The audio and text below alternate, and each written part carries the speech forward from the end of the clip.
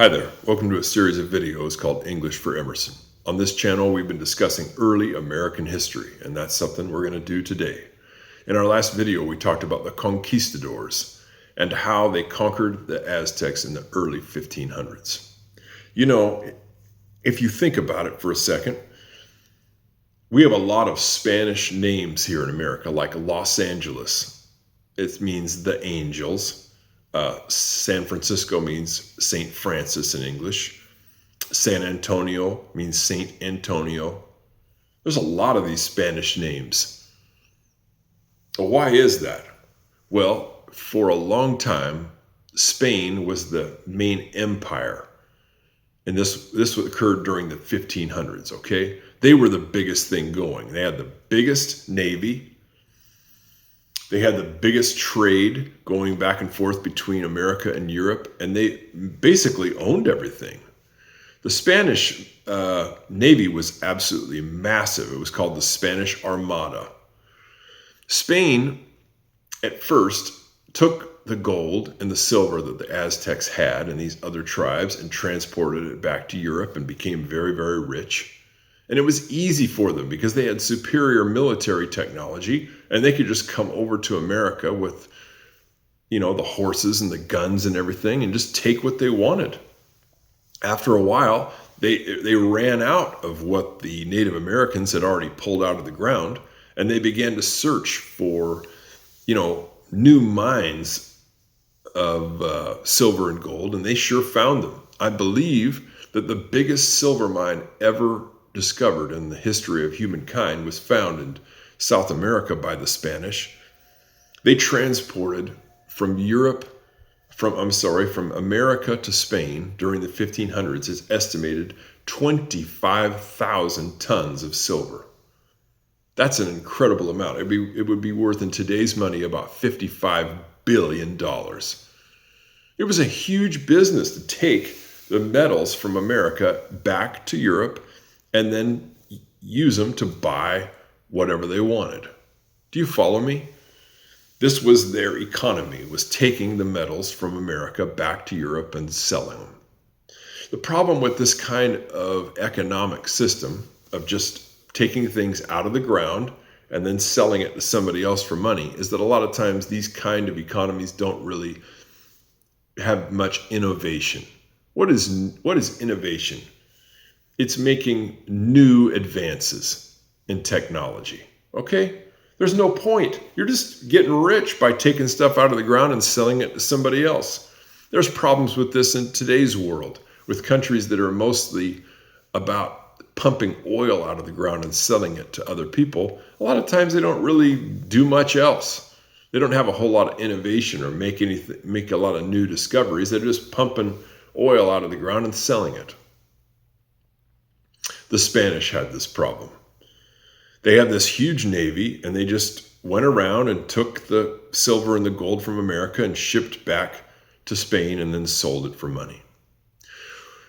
At this time, the country of England, they were not really in on this deal because they didn't have the whole system to transport or to have the land in America to transport the silver and the gold back to England. They were not part of this, but they sure wanted in on it. And they began to make a lot of advances that the Spanish did not. There was a guy that came along in England by the name of Sir Francis Drake. He was a great captain in the, I guess you could call it the English Navy. But he was not satisfied with the ships that were currently sailing on the high seas. The ships at that time were fat. They were wide, and they were difficult to steer. They were not fast. They were slow and wide and kind of inefficient. He was someone who had sailed around the entire world, and he wanted ships that were faster. And so he went back to England after his voyages, and he said, listen to the shipbuilders. He said, I've had enough. I want ships that are narrow and long. I want to go through the water twice as fast as these old fat ships that you've been building. And another thing, I'm not happy with the cannons. They're short and they're fat and they're inaccurate. I shoot the cannonballs out in a fight and I don't know where the cannonballs are going to go. They don't fly in the direction that I point the cannon well at all. I want long cannons. I want them to be precise. I want to be able to point the cannon and know exactly where that ball is going to hit.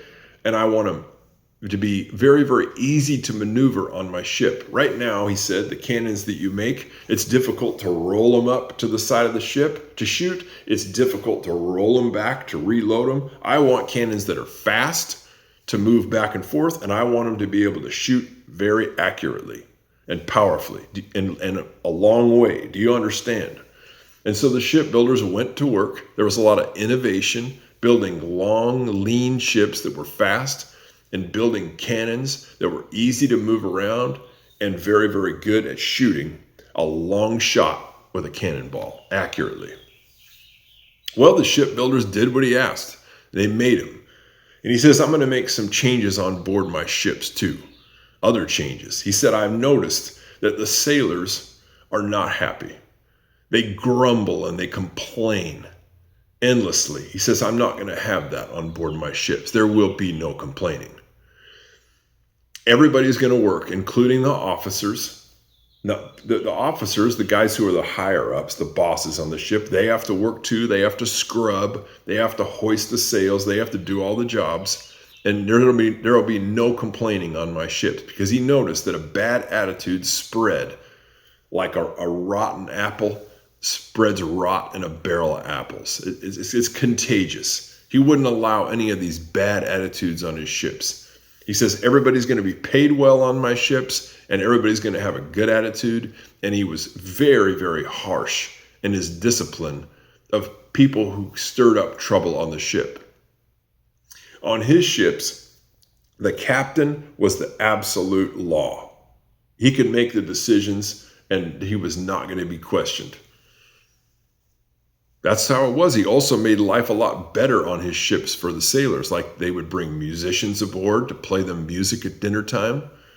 He improved the attitude of the sailors on the ships. Anybody who had a bad attitude, he probably threw them right off the ship. Get rid of them. He would not tolerate a bad attitude getting stirred up on board the ship, and a lot of grumbling and complaining and, all that kind of nonsense. He wanted extreme discipline on his ships and everybody to move and know their jobs and do it very effectively.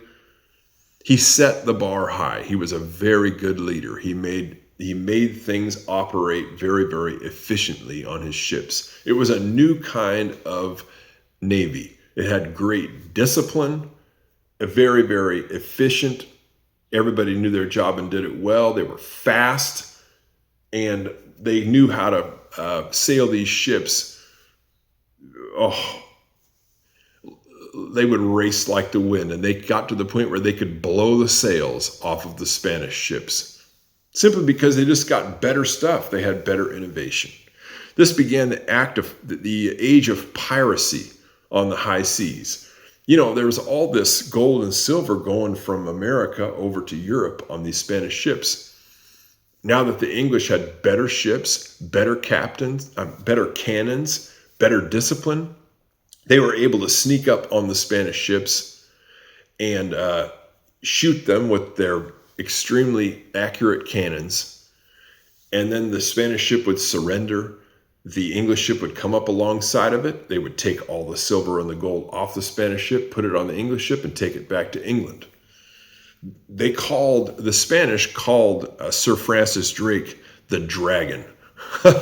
They were terrified of this guy and his superior ships. But the Spanish became very, very angry about these acts of piracy, and eventually they declared war on the British Navy.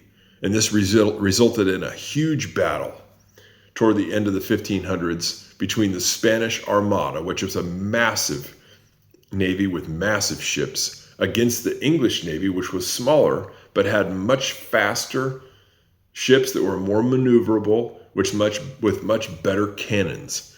And in this huge battle, the English Navy won, sunk basically the Spanish Armada.